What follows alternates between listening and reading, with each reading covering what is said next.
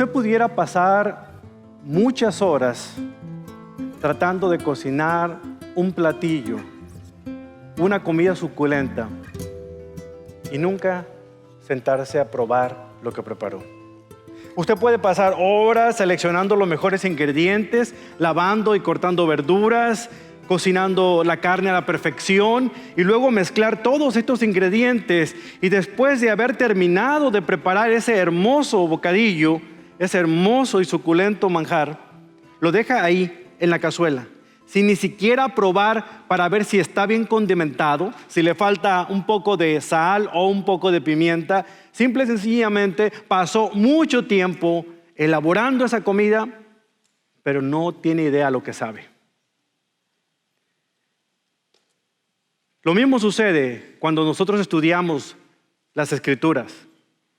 Podemos pasar grandes horas, largas horas, observando el texto con dedicación, con mucho cuidado, interpretando para conocer el significado de un pasaje en particular, obtener una perspectiva bíblica cuando comparamos un pasaje con otro en la correlación. Sin embargo, toda esa preparación tan laboriosa quedará incompleta si no se hace el último de los 4 puntos de la receta para alimentarnos de las Escrituras, que es la aplicación. Estudiar las Escrituras sin permitir que ésta penetre en lo más profundo de nuestra alma sería como preparar todo un banquete sin ni siquiera probar un solo pedacito de esa comida. Cuando yo comencé mis estudios en el seminario en 1997, en aquella clase llamada Método de Estudio Bíblico, quedé atónito cuando nuestro profesor, el doctor Howard Hendricks, dijo estas palabras con respecto a la aplicación del texto bíblico. Esas palabras fueron abruptas y captaron mi atención. Él dijo: observar e interpretar sin aplicar es como abortar. Observar e interpretar sin aplicar es como abortar. La imagen tan vívida de estas palabras hizo que me diera cuenta de lo trágico que es realizar una ardua labor en el estudio de un pasaje de las Sagradas Escrituras, comprender cuál es su significado y luego fallar en ponerlo en práctica en mi vida. Lo que el doctor Hendricks nos dijo a nosotros como estudiantes de seminario, yo le paso a cada uno de ustedes que es maestro de la escuela dominical, de un grupo de estudio en casa, que está discipulando a otra persona. En pocas palabras, eso atañe a todos nosotros los que estamos aquí. Lo que estas palabras quisieron decir es que terminar cualquier enseñanza prematuramente, sin decirle a la persona los pasos que debe hacer para aplicar ese pasaje, es como interrumpir un embarazo. Acortamos algo maravilloso que estaba destinado a vivir y a seguir viviendo. Sí, sin la aplicación se interrumpe una nueva vida, hermanos. Pues es en la aplicación de la verdad que encontramos nosotros la convicción de pecado, la dirección que tenemos que seguir, la corrección de nuestra manera de vivir y el apoyo necesario para seguir creciendo espiritualmente hasta llegar a la madurez, a la estatura de aquel varón perfecto que es Jesucristo. Si no aplicamos un pasaje, dudo mucho que alguien pueda llegar a la madurez. Nos vamos a convertir en personas intelectuales que saben mucho de la Biblia, pero que sus vidas nunca han sido transformadas. Alguien ha hecho esta observación. Alguien ha dicho lo siguiente, y muy acertadamente. Dice: podemos estar tan llenos de las Escrituras en nuestra mente, pero también tan llenos de carnalidad en nuestro corazón al mismo tiempo. Y es que realmente no hemos aprendido la palabra hasta que no la aplicamos a nuestra vida. Esa es la razón por la cual quizá algunos de ustedes que me están escuchando después de 10, 15 años de convertido, sigue siendo la misma persona pecadora, la misma persona que fue hace 15 o 20 años cuando comenzó a caminar con Dios. Sigue testaruda, enojona, sigue rezongona, sigue de chismoso o chismosa. No ha cambiado nada. ¿Por qué? Porque le ha hecho falta aplicar la verdad de la Biblia en su vida. Entiende lo que dice el texto, pero no lo aplica. La aplicación realmente corona este proceso de interpretación de las Escrituras, hermanos. Todo lo que la Escritura puede significar para nosotros se ve realmente resumido cuando una persona, un estudiante de la Biblia, la está aplicando en su vida.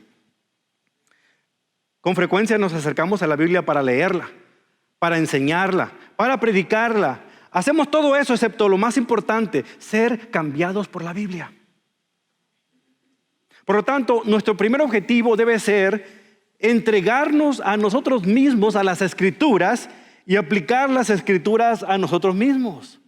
Ese es el tema de este estudio. Esa es la idea central de este mensaje. Entregarnos a nosotros mismos a las Escrituras y aplicar las Escrituras a nosotros mismos.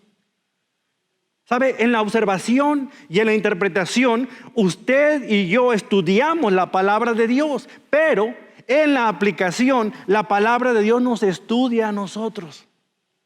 Por eso es muy importante hablar de este tema de la aplicación. Si deseamos que las Escrituras de verdad echen raíces en nuestra vida para que podamos dar el fruto necesario, la cosecha que agrada a Dios, entonces tenemos que estudiar, tenemos que memorizar y tenemos que meditar sobre algún pasaje de las Escrituras. Pero el punto hasta el que debemos hacer todo eso es cuando comencemos a poner en práctica lo que aprendimos y su significado en nuestra vida. Sin embargo, no es suficiente con entender cómo aplicarla. Esto es lo que va a aprender usted este día. Cómo aplicarla a nuestra vida. Tenemos que ponerla en práctica en realidad. No basta saber el cómo, necesitamos tomar acciones. Y es mi oración desde esta semana que comencé a estudiar este pasaje, de que usted se sienta retado por el Espíritu Santo este día, como yo lo he sido retado, a no solamente aprender cómo aplicar la Biblia, sino aplicarla en realidad y cambiar como espera Dios que yo cambie. Santiago en el capítulo 1, versículo 22 en su carta dice lo siguiente: no solo escuchen la palabra de Dios, tienen que ponerla en práctica. No es sugerencia, es una orden. Dice, de lo contrario, solamente se están engañando a ustedes mismos. Solamente se están haciendo el tonto. Si ustedes escuchan la palabra y no la aplican a su vida, se están engañando. Están jugando a la iglesita, como decía César cuando predicó. Aplicar la Biblia es el deber de todo cristiano. No del pastor, no de los líderes que están enseñando en grupo. Es de todos los que nos llamamos hijos e hijas de Dios. Esa es nuestra responsabilidad. Si no la aplicamos, esta se convierte para nosotros en nada más que un libro común y corriente. En una colección de diferentes historias fabulosas, en un manuscrito antiguo, simple y sencillamente. Pero Pablo nos dice categóricamente, en la carta que escribió a los Filipenses, en el capítulo 4, Filipenses 4, en el versículo 9, él dijo estas palabras y están muy claras que no necesitan mucha interpretación. Escucha lo que dijo. No dejen de poner en práctica todo lo que aprendieron y recibieron de mí. Todo lo que oyeron de mis labios y vieron que hice. ¿Se dan cuenta? No es el típico pastor, el apóstol Pablo, que dice, hagan lo que yo les digo. No, todo lo que yo les dije y lo que me vieron hacer a mí, eso hagan. Porque lo que yo hice lo vi hacer a Cristo. Él era una persona que no solamente hablaba de cómo practicar, sino era el ejemplo maestro de cómo aplicar las Escrituras a su vida. Él dice, entonces el Dios de paz estará con ustedes. ¿Se da cuenta de esa promesa? ¿Se dan cuenta de lo que está diciendo aquí el apóstol Pablo? Cuando aplicamos la Biblia, Dios mismo va a estar con nosotros ahí donde estamos. Jesús lo dijo de una manera categórica: el que me ama, obedece mis mandamientos. Así de sencillo. ¿Cómo le demuestra usted su amor a Dios? No se lo va a demostrar llevándole flores y chocolates como lo hace con su amada cuando andaba de novio con ella. Ya de casados ya que se aguante la muchacha, ¿verdad? Pero no, ¿Qué hacemos con Dios? No le vamos a llevar nada de eso. No son nuestros cantos, nuestras oraciones. ¿Sabe cómo le demostramos nuestro amor a Dios? Obedeciendo su palabra. Porque solo el que obedece, el que pone en práctica lo que Dios dice en su palabra, esa es la que verdaderamente le ama. Todos los demás somos hipócritas. Perdone, eso es lo que yo le añadí a la Escritura. Pero es mi propia interpretación. Usted descártelo. Pero creo que usted entiende el punto. Por lo tanto, nuestra tarea como estudiantes de las Escrituras es doble. Primero, debemos adentrarnos a la palabra de Dios por nuestra cuenta. Por nuestra cuenta significa que yo debo agarrar la Biblia y leerla por mi cuenta. No solamente el domingo en la mañana cuando voy a la iglesia y me prestaron una Biblia. Y la segunda parte, yo debo hacer que la Biblia se adentre en mi vida, y empiece a transformarme. Por lo tanto, para hacerlo necesito pensar en 3 cosas. Yo le llamo a esto las 3 P de la aplicación. Pastor, pero la aplicación nomás tiene una P. No, yo le voy a poner 3 P. La primera de ellas va a ser propósito, la segunda va a ser el principio y la tercera va a ser la práctica. Propósito, principio y práctica. Esas van a ser las 3 cosas de las que vamos a hablar el resto de nuestro tiempo esta mañana. Así que si trae pluma a la mano, el bosquejo que tiene ahí cuando lo recibió al entrar y su Biblia, cualquiera que usted traiga, vamos a poder entender estas 3 P de la aplicación. Así es que la siguiente vez que usted venga a estudiar aquí con nosotros, no lo quiero ver sin pluma en la mano, sin una libretita de notas, porque la única manera para que nosotros podamos aplicar algo es cuando comenzamos nosotros a escribirlo. Este es el principio de poder poner en práctica algo. Veamos pues el propósito de la aplicación. Miren, Dios nunca nos ha dado su palabra para satisfacer nuestra curiosidad ociosa, nuestra hambre intelectual por conocer más de la palabra del Señor. No lo ha hecho para saciar simplemente el deseo de conocer algún misterio que no ha sido revelado de las Escrituras. No, Dios nos ha dado su palabra para cambiar nuestra vida. Óigalo muy bien, para cambiar mi vida, no para cambiar la de mi cónyuge o la de mis hijos. Me la ha dado primeramente para cambiar mi vida. ¿Me explico? Porque somos muy buenos para esperar que Dios cambie al de al lado. No, me ha cambiado, me debe cambiar primeramente a mí. Para transformarnos de ser personas que continuaban antes pecando a llevar vidas rectas que agradan a Dios, a ser personas que entienden lo que la Biblia dice y ponen en práctica lo que acaban de entender en las Escrituras. Por lo tanto, es importante entender qué es la aplicación. Se los he dicho de 4 o 5 maneras, pero ahora se los voy a resumir. ¿Qué es la aplicación de un texto? Significa tomar la palabra de Dios de manera personal. Es permitir que las verdades de la Escritura resalten los aspectos que necesitan que yo preste atención en mi vida. Y eso me mueva a cambiar. Cambiar mi actitud, cambiar mi comportamiento, cambiar mi manera de pensar. Porque cuando la Biblia me contradiga a mí, el que tiene que cambiar soy yo, no la Biblia. A veces queremos cambiar lo que la Biblia dice y le metemos al texto lo que queramos que diga. Usted sabe que eso es una herejía, es hacer eisegesis, meterle al texto lo que queramos nosotros que diga. Pero lo que yo debo aprender es entender qué dice el texto, qué significa y cómo debo aplicarlo a mi propia vida. ¿Qué debo hacer al respecto? En otras palabras, ¿cómo puedo llevar a la práctica lo que he aprendido aquí en el pasaje que estoy leyendo? El evangelista D.L. Moody, bromeando en una ocasión, dijo: nuestro gran problema es el problema del tráfico de la verdad no vivida. Tratamos de comunicar lo que nunca hemos experimentado en nuestra propia vida. Es decir, tratamos de enseñar lo que no hemos aprendido. Queremos decirles a otros que hagan lo que nosotros no hemos practicado por nuestras propias vidas. Y eso es lo más parecido a lo que yo llamaría hipocresía. Ahora, si entendemos ya lo que es la aplicación, porque es importante la aplicación. Y hay 4 aspectos que nos ayudan a entender la importancia de la aplicación. La primera de ellas es la siguiente. El primer aspecto es el siguiente: porque tenemos que practicar lo que decimos que creemos. Es importante. Si tú, mi hermano, si tú, mi hermana, te dices que eres cristiano, tienes que practicar lo que la vida cristiana es. Si tú crees, como dices, ese es el tema de la carta de Santiago, por cierto.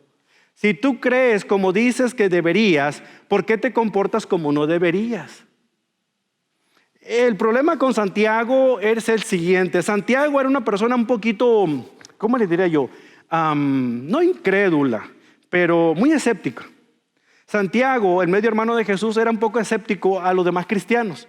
No contradecía a Pablo. Pablo decía, no por obras para que nadie se gloríe. No es por obras que uno recibe el favor de Dios o la salvación. No, es por gracia. O sea, no tengo que hacer nada para merecerlo. Y luego Santiago dice lo siguiente, pero muéstrame tu fe a través de tus obras. Pareciera que es una contradicción, pero no, es un complemento. Santiago simplemente está diciendo, no somos salvos por las obras, pero las obras son una evidencia de que ya somos salvos. ¿Se dan cuenta? Y las obras buenas no tienen que ver con ayudar a una hermana ancianita a cruzar la calle o ayudar a un niño huérfano en algún lugar allá en Sudamérica. Esas no son buenas obras de las que menciona Efesios.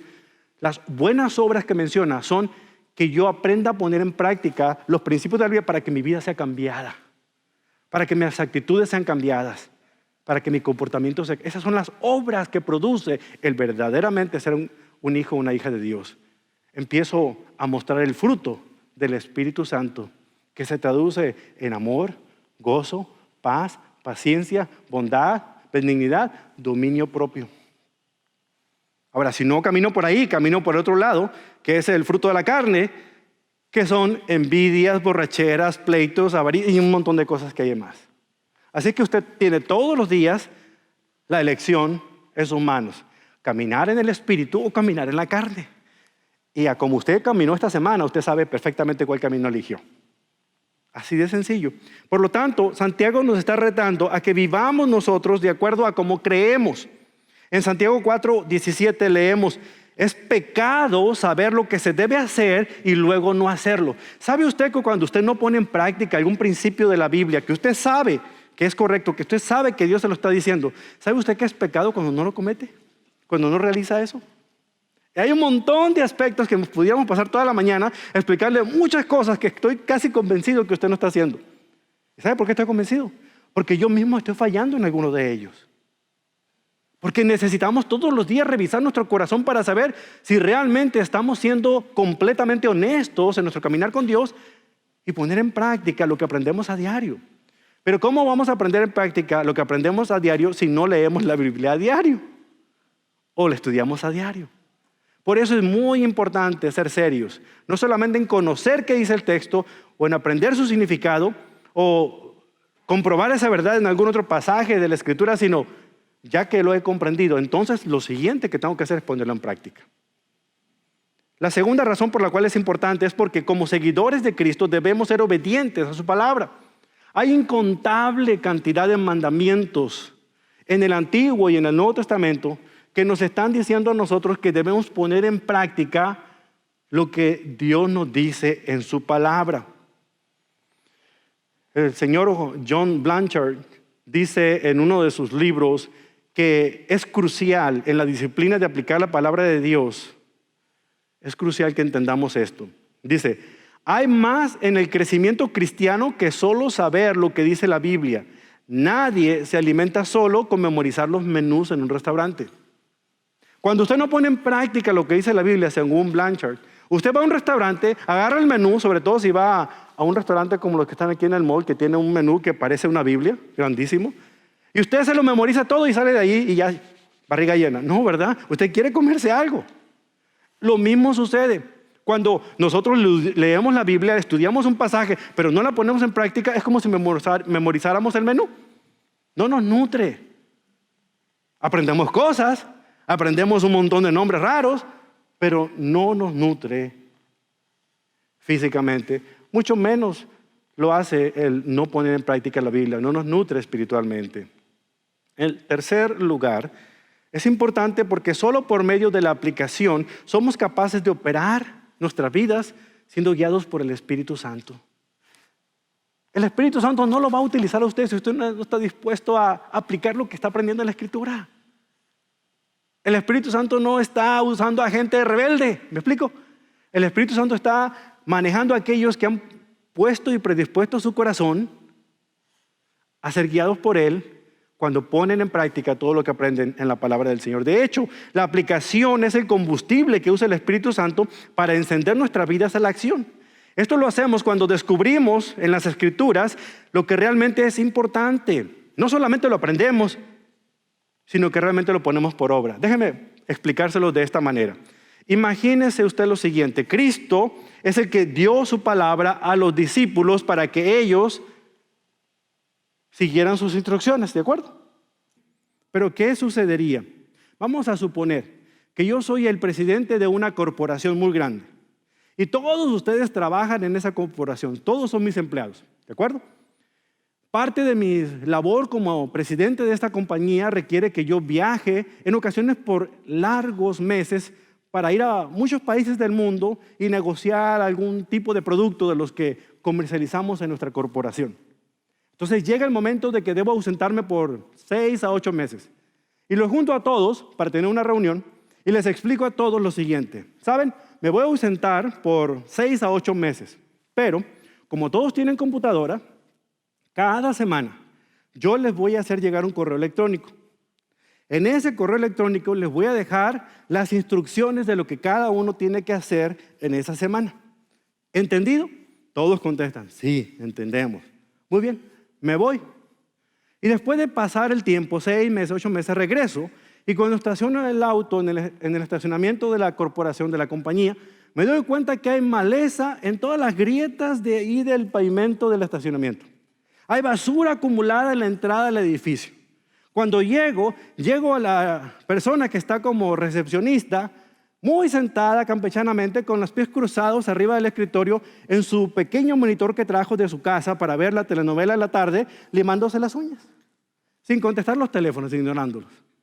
Luego voy por un lado y veo a los que están supuestamente en sus cubículos. Todos ellos están en su computadora, algunos abriendo el Facebook, otros están jugando a los juegos de azar, otros más están jugando juegos de video. Volteo a mi otro lado y veo a los que están en la sala de juntas. Todos ellos están mirando la Copa Mundial, los equipos favoritos. Vienen vestidos con la camiseta de su equipo. Hay pedazos de pizza por todos lados, sándwiches por todos lados. La están pasando súper bien. Entonces llamo la atención de todos y les digo, ¡hey! ¿Qué pasó? Algunos se voltea y dice, ¡ay! ¡Qué bueno que llegó, jefe! Y lo extrañábamos. ¿Y por qué no están trabajando? ¿Qué hicieron con el correo electrónico que les mandaba cada semana? Oh, lo leímos todos. Nos encanta. Oiga, usted es muy buen escritor, escribe unos muy bonitos correos electrónicos. Decidimos imprimirlos, los encuadernamos, los encarpetamos muy bonitos y le entregamos una copia a cada uno de los empleados de la compañía. Es más, hemos formado círculos de estudio de sus correos electrónicos cada mañana. Algunos hasta han memorizado frases completas de algunas de las líneas que usted dijo en sus correos electrónicos. De verdad que nos hemos sentido muy motivados de leer sus correos electrónicos. Yo les digo, pero ¿qué hicieron con lo que les pedí que hicieran en esos mensajes del correo electrónico? ¿Hacer? No hicimos nada. Pero ¿cómo nos han inspirado? ¿Cómo los hemos memorizado? ¿Cómo los hemos querido? Los hemos dejado todos muy bonitamente encuadernados para que cuando sintamos el deseo y queramos ser inspirados nuevamente, volvamos a sus correos electrónicos y sigamos adelante. Eso ilustra exactamente lo que nuestro Señor ha hecho con cada uno de nosotros. Cada semana Él nos manda un mensaje y nos da instrucciones precisas para que las realicemos esa semana.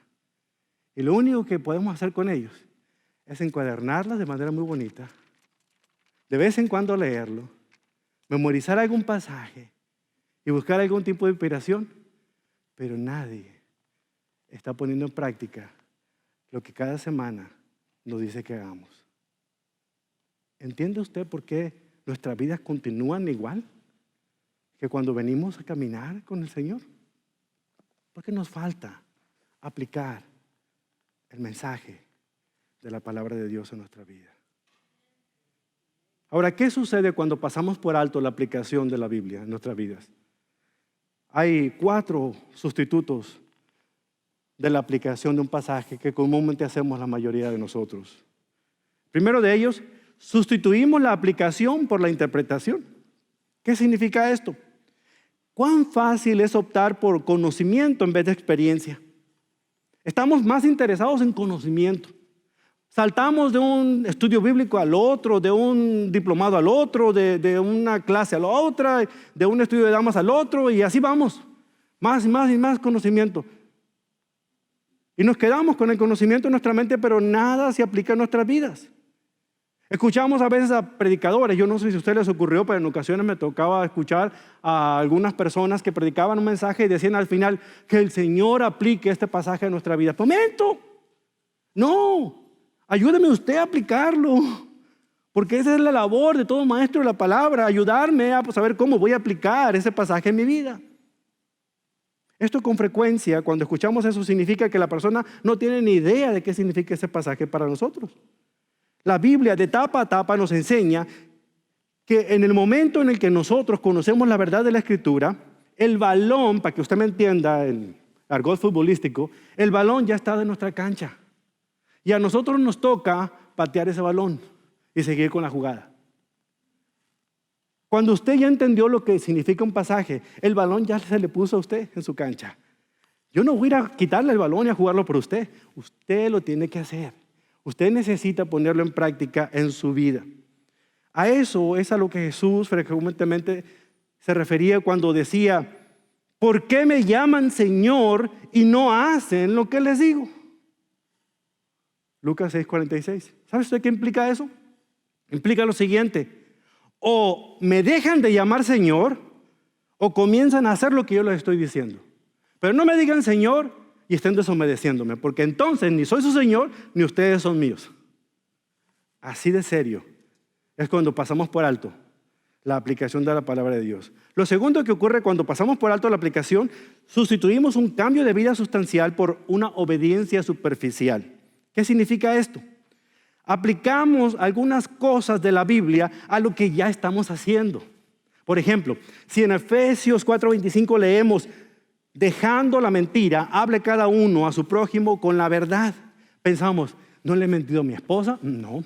¿No le he mentido a mis hijos? No. Estoy aplicando el pasaje. Pero no lo estoy haciendo en la declaración de impuestos. Pero no lo estoy haciendo cuando el policía me para y me dice, usted va a 40 en uno de 20. Y le digo, no señor, está mal, yo venía a 35. Pero ¿verdad? A lo que nos conviene, en lo que sí estamos haciéndolo, aplicamos ese pasaje, pero no en el todo de nuestras vidas. ¿Qué de la promesa que se hizo en el altar cuando se casó con su cónyuge? Hasta que la muerte nos separe. Y estamos como perros y gatos saliendo. Apenas 2 años de estar casados. ¿Se da cuenta? Entonces si usted está calándole lo que le estoy diciendo, pasará a la tercera parte de lo que le estoy hablando.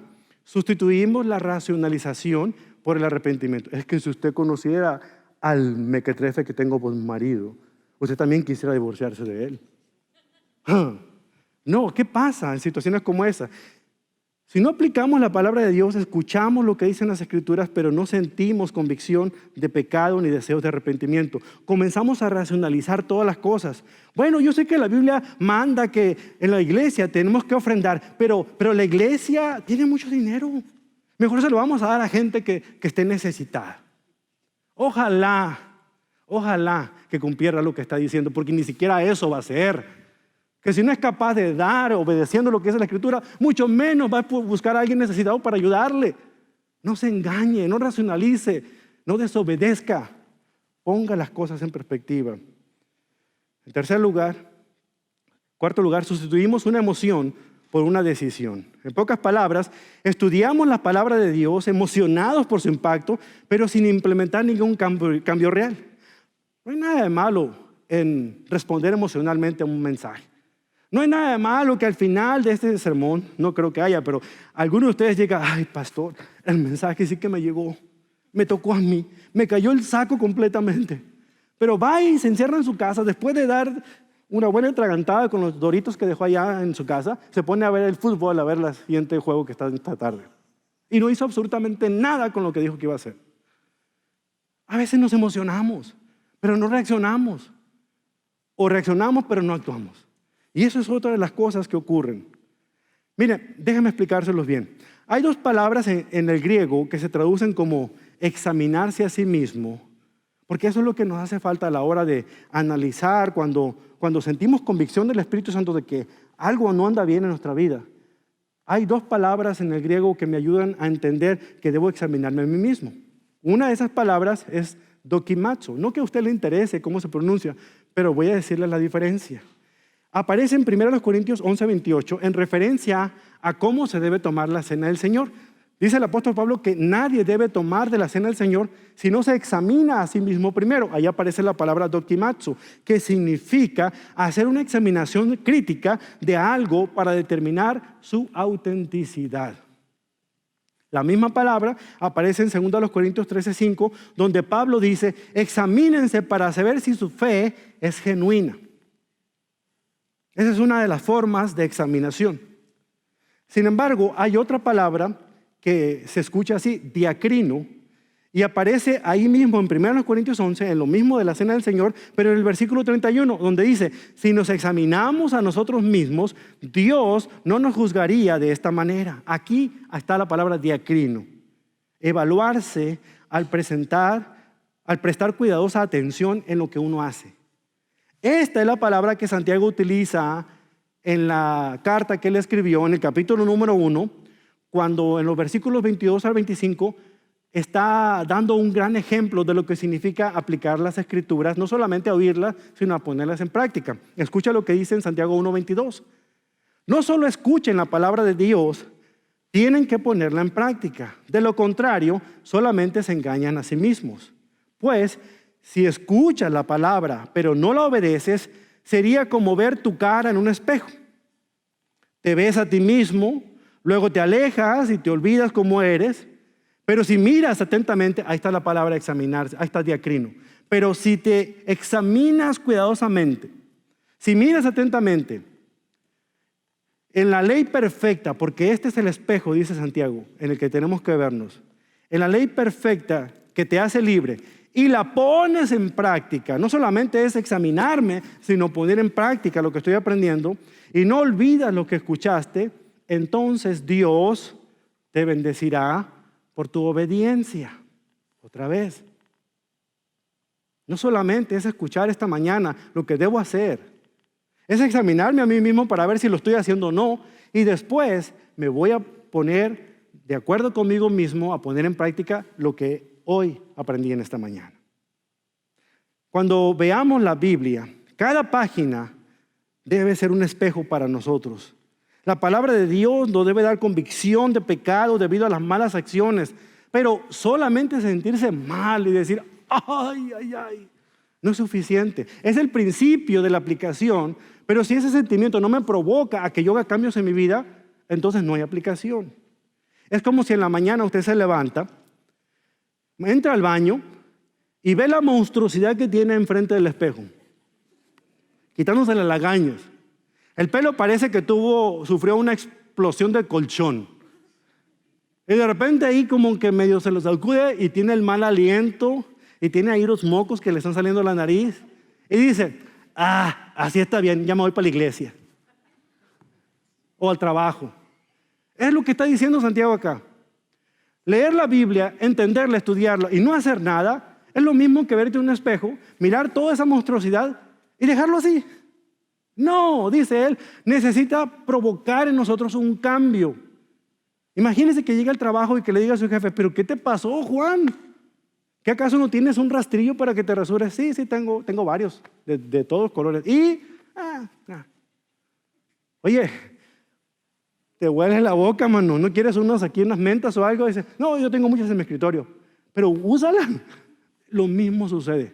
Si nosotros no ponemos en práctica lo que aprendemos en la Biblia, Santiago dice, es como verse al espejo, darse cuenta de todo lo que está mal y no hacer absolutamente nada. Lo que nos lleva al principio de la aplicación. Una vez que nosotros entendamos lo que significa esto de la aplicación, tenemos que buscar un principio. Tenemos que buscar en un pasaje un principio clave que nos enseña a nosotros cuál es la idea general que se puede aplicar en todo tiempo, en todo momento, en cualquier circunstancia, en cualquier parte del mundo. Y ese principio universal es el que yo debo traer aquí a ponerlo en práctica. Debo estudiar el pasaje en su contexto, qué dijo el autor, a quién se lo dijo, qué era la situación que estaba viviendo, sacar el principio, traerlo al tiempo presente, y este principio es el que me va a ayudar a regirme. Ese es el que yo voy a poder poner en práctica. Si no tengo ese principio general, voy a cometer un error en la aplicación, porque voy a tratar de aplicar cosas que están destinadas a alguien más, en muchos de los casos, y que no son para que yo las aplique en mi vida. Debo buscar un principio. ¿Qué significa esto? Debo entender la importancia de obedecer ese mandamiento. Por ejemplo, en Mateo 21, de 2 al 3, la aplicación para todos los creyentes que escucharon la enseñanza de Jesús cuando les dijo que fueran y buscaran una burrita con una cría de burro que estaba amarrada en una casa a la hora de reunirse para entrar en Jerusalén.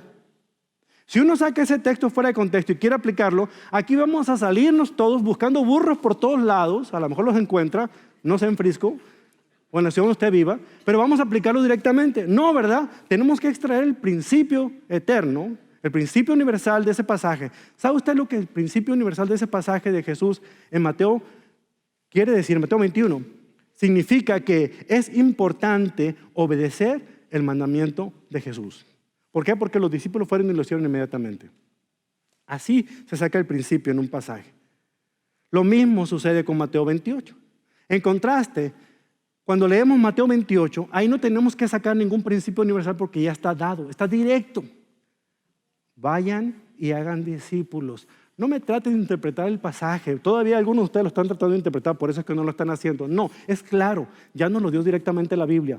Hagan discípulos. ¿Cómo? Enseñándoles, ¿cómo se les va bautizándoles? Bautizándoles, para poder bautizarles hay que compartir el evangelio. Entonces la persona puede ser bautizada, porque el requisito para el bautismo es entender lo que significa la salvación. Y enseñándoles a obedecer todas las cosas que Jesús ha mandado. No me lo corte, porque muchos dicen que no más es enseñar, por eso se dedican a enseñar la escuela dominical. No, es enseñar todas las cosas que Jesús dijo que pusiéramos por obra. ¿Se dan cuenta cómo hacer discípulos involucra más que pararse enfrente de un salón de clases y enseñar la lección del día de hoy? Es pasar tiempo con la persona, responder las inquietudes que tenga y hacer vida juntos, tan sencillo como eso. Entonces, ese principio tenemos que dejarlo. ¿Qué nos ayuda a sacar un principio de la Escritura después de que observamos e interpretamos? A hacernos las siguientes preguntas que aparecen ahí en su bosquejo. ¿Hay algún pecado aquí que debo confesar? ¿Hay algún error que debo corregir? ¿Hay algún mandato que debo obedecer? ¿Hay algún ejemplo que debo seguir? ¿Hay alguna promesa que reclamar? ¿Hay alguna porción que repetir? Y como cierre, ¿cómo podemos aplicar esto? ¿Cómo podemos poner en práctica? Ya lo dijimos en un principio, teníamos que entender realmente cómo nosotros podíamos encontrar el principio universal. Ahora vamos a entender cómo podemos practicarlo. Entendemos el propósito de la aplicación, entendemos el principio de la aplicación, ahora veamos la práctica de la aplicación. En el Salmo 139, es un salmo maravilloso que yo sé que usted ha leído increíblemente. El Salmo 139 es un himno muy antiguo formado por 4 estrofas. Cada estrofa se compone de 6 versículos cada una. Todo este salmo nos conecta, nos acerca de una manera especial a Dios, nuestro Creador. Si usted tiene espacio en el margen de su Biblia, cada 6 versículos le voy a pedir que ponga estas frases que le voy a dar, estas 4 frases que le voy a dar. Por ejemplo, en los versículos del 1 al 6, ponga por allá al margen de su Biblia la siguiente frase: Dios me conoce. Este es el principio que encontramos ahí. Dios me conoce. Esto refleja la doctrina de la omnisciencia de Dios, que significa que Dios todo lo sabe. Vea lo que dice el versículo 1.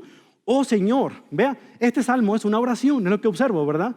En muchos de los versículos que voy a leer en este salmo, el salmista se dirige al Señor. Oh Señor, has examinado mi corazón y sabes todo acerca de mí. Sabes cuando me siento y cuando me levanto. Conoces mis pensamientos, aun cuando me encuentro lejos. Me ves cuando viajo y cuando descanso en casa. Sabes todo lo que hago. ¿Se dan cuenta? Aquí entendemos que es una oración. En el versículo 2 vemos que está representada la doctrina de la omnisciencia. Él todo lo sabe. A donde quiera que voy, ahí está el Señor. Donde quiera que esté el Señor, ya llegó ahí. Al Señor nada le sorprende.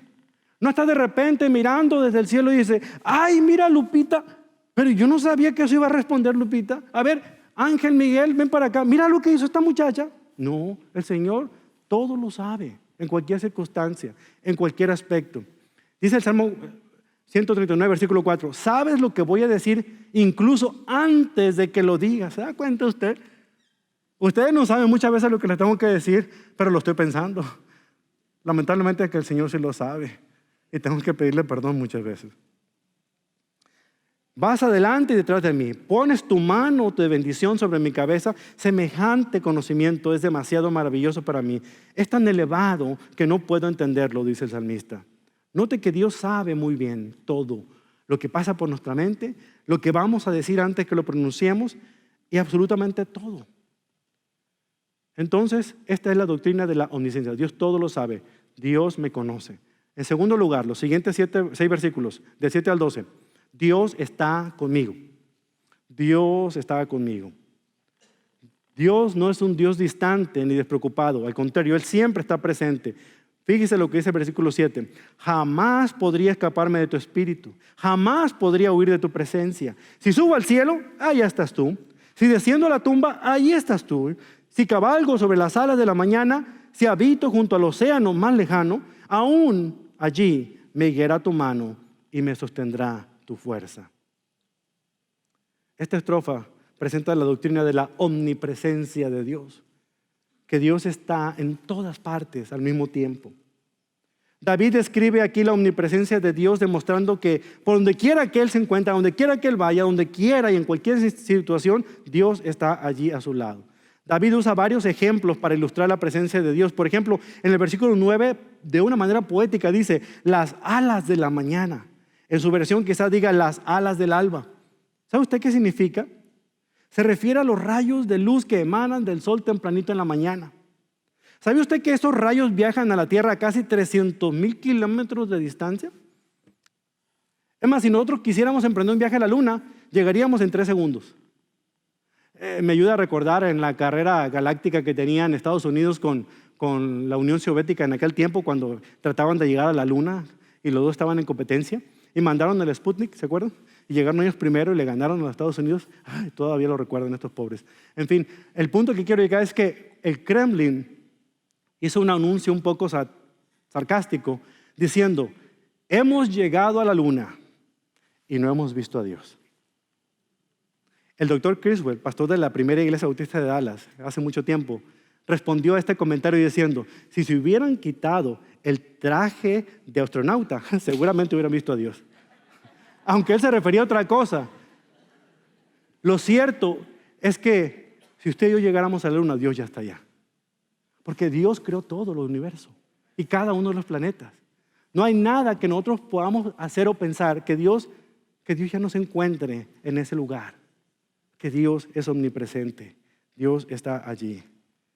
Cuando explicamos esta verdad personal, también nos sirve como recordatorio de que independientemente de dónde nos encontremos en las circunstancias de la vida, Dios sabe lo que estamos pasando. Dios permite que lo que estamos pasando nos ayude a depender más de Él, hermanos. En el versículo 11 dice, podría pedirle a la oscuridad que me ocultara y a la luz que me rodeara, que se convirtiera en noche. Pero ni siquiera en la oscuridad puedo esconderme de ti, Señor. Para ti la noche es tan brillante como el día. La oscuridad y la luz son lo mismo para mí. Yo no sé usted, pero de niño a mí me daba miedo a veces la oscuridad. Y de repente escuchaba ruidos allá afuera y agarraba mi cobija y me cubría. Como si cubrirme con la cobija me salvara de cualquier peligro. Hay muchos adultos que todavía siguen haciendo lo mismo. Se quieren ocultar en la cobija de... Nadie sabe que estoy teniendo esta aventura amorosa, así es que no hay ningún problema. En la iglesia ni siquiera el pastor sabe lo que yo estoy haciendo acá. Pero jamás podrá ocultarse de Dios porque Dios todo lo ve. Que Dios está en todas partes. Y Dios va a llamarle a cuentas en el tiempo adecuado. ¿Por qué? Porque su pecado lo va a alcanzar tarde que temprano. Tercer lugar, los versículos 13 y 18. Dios me hizo, tercer principio, Dios me hizo. Esto nos recuerda la doctrina de la omnipotencia de Dios. Significa que Él es todopoderoso. Si se pregunta acerca del origen de la vida, de cuándo existe la vida en el ser humano, en la mujer, para muchos de ustedes que pueden estar ahorita siendo bombardeados con todos los que son por elección, ¿verdad? De que la vida comienza hasta X número de semanas. Este es un salmo maravilloso que nos dice que la vida comienza en el momento en que el espermatozoide fecunda al óvulo. En ese momento empieza la vida. Versículo 13 dice: tú creaste las delicadas partes internas de mi cuerpo y me entretejiste en el vientre de mi madre. Gracias por hacerme tan maravillosamente complejo. Tu fino trabajo es maravilloso, lo sé muy bien. Tú me observabas mientras iba cobrando forma en secreto, mientras se entretejían mis partes en la oscuridad de la matriz. Me viste antes de que naciera. Cada día de mi vida, cada día significa que el día 1 ya hay vida ahí hay un ser humano. Cada día de mi vida estaba registrado en tu libro. Cada momento fue diseñado antes de que un solo día pasara. Qué preciosos son tus pensamientos acerca de mí, oh Dios. No se pueden enumerar, ni siquiera puedo contarlos. Suman más que los granos de la arena. Y cuando despierto, todavía allí estás conmigo. En los días del rey David no existía ninguna máquina de ultrasonido como para detectar en qué momento ya se estaba gestando ahí una criatura. Pero Dios puede invadir el espacio, hermanos.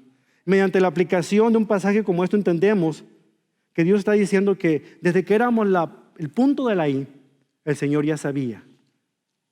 El Señor ya nos había hecho. El Señor ya había intervenido en nuestras vidas. Él nos configuró dándonos a cada uno la forma que tenemos. La nariz que usted tiene, el Señor se la dio. Los ojos que usted tiene. Hay muchas cosas que el Señor le ha dado. Si no le gusta a usted, ¿qué le puedo decir?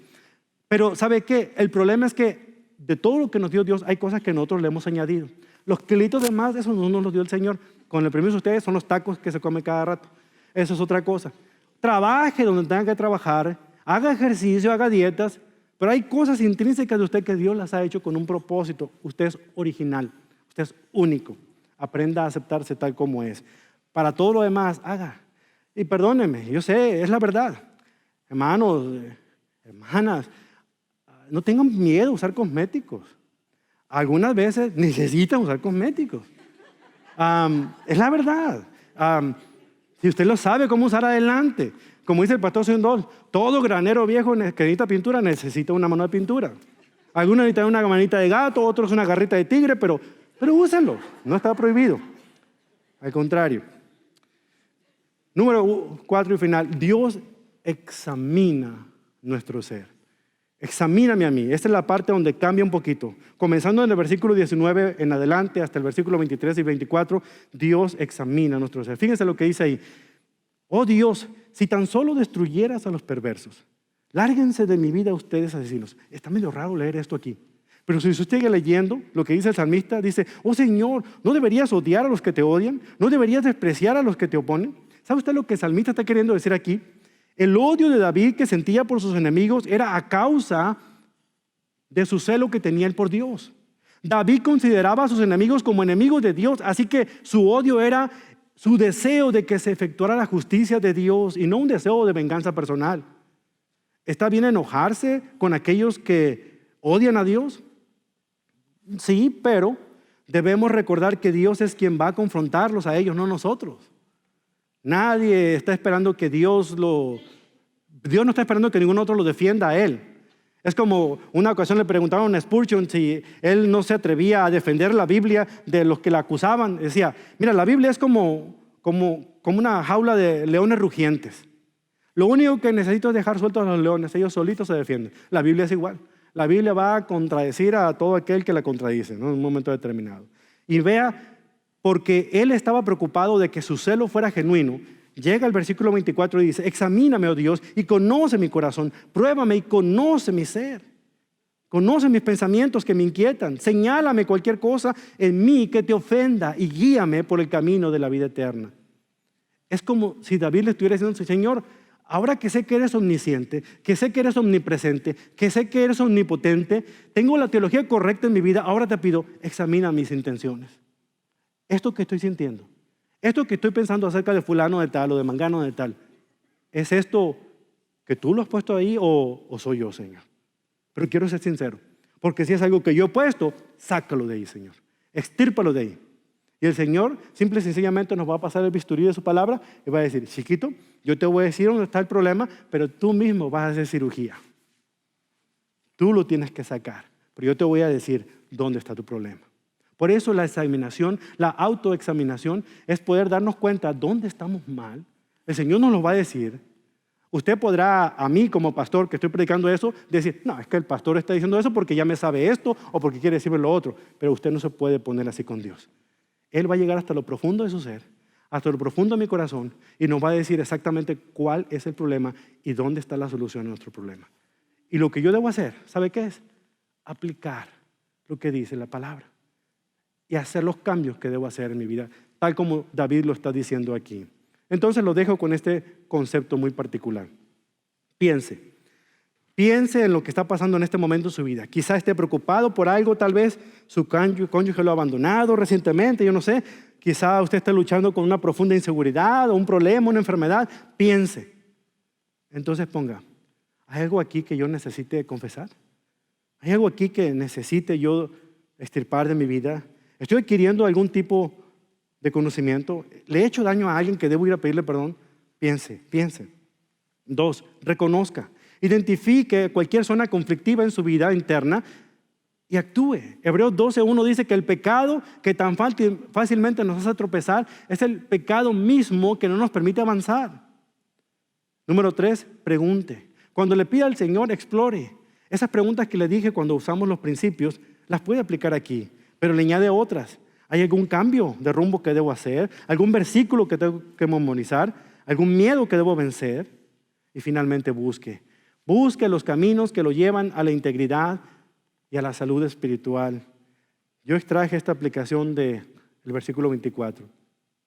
Señálame, Señor, cualquier cosa que te ofenda, cualquier cosa que me guíe por el mal camino, porque quiero caminar por el camino que lleva a la vida eterna. Recuerde, nunca es demasiado tarde para empezar a hacer lo correcto. Termino con esta analogía. Este autor dice, mientras miraba por la ventana hacia el jardín un día, vi 3 cosas. Primero vi una mariposa que se posaba de flor en flor y por segundos, escasos 2 segundos, se quedaba en una, pero luego seguía la siguiente. Más tarde apareció un botánico que llegando con su libreta y su lupa comenzó a observar las flores. Las analizaba, pasó largas horas estudiándolas, haciendo notas en su cuaderno, pero cuando hubo terminado lo puso debajo del brazo, guardó su lupa y siguió su camino. Más tarde vio una abeja, trabajadora esta abeja. Se posaba de flor en flor, pero pasaba el tiempo adecuado, no solamente para llegar a posarse en una flor, sino que se adentraba hasta lo profundo de ella para extraer el néctar que llevaba consigo, junto con el polen que haría florecer las demás flores. No seamos como la mariposa, revoloteando de un estudio bíblico a otro, de un libro a otro, de un comentario al otro, de un sermón al otro, de un programa de radio al otro, de una televisión a la otra para ver algún televangelista. Pero no aplicamos lo que estamos escuchando. No seamos como el botánico que pasa tiempo estudiando el significado de las cosas, los guarda en su libreta, pero no hace práctica de nada, no los pone en práctica.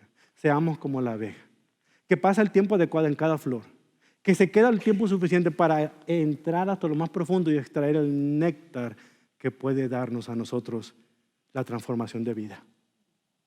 Porque la palabra de Dios es como miel y más deliciosa que la miel que fluye del panal. Salmo 19. Debemos ser no solamente oidores de la palabra, necesitamos poner en práctica. Y quizá el Señor este día ha puesto en usted un pensamiento, algo que usted necesita hacer, que sabía que tenía que hacerlo, pero que se rehusaba a hacerlo. Este es el momento de ponerlo en práctica. Yo voy a pedirle que cierre sus ojos. Y si se ve movido en su corazón a pasar al frente y orar, hágalo. Si se quiere arrodillar en su silla, hágalo. Pero no podemos nosotros tomar esto como otro sermón más que escuchamos, sentimos convicción, sentimos un dolor fuerte en nuestro corazón y nos vamos a seguir viendo el fútbol. No, salgamos de aquí decididos a que vamos a hacer los cambios necesarios para ser el hombre o la mujer que Dios quiere que seamos. Cierre sus ojos. Quiero orar por usted. Señor,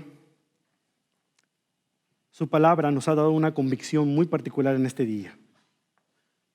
Al escuchar estas cosas, necesitamos que usted nos guíe en el camino que debemos seguir.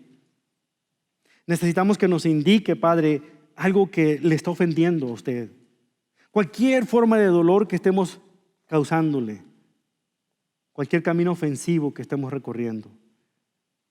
Haga que la luz que su Espíritu Santo que vive en nosotros puede arrojar sobre ese problema nos ilumine.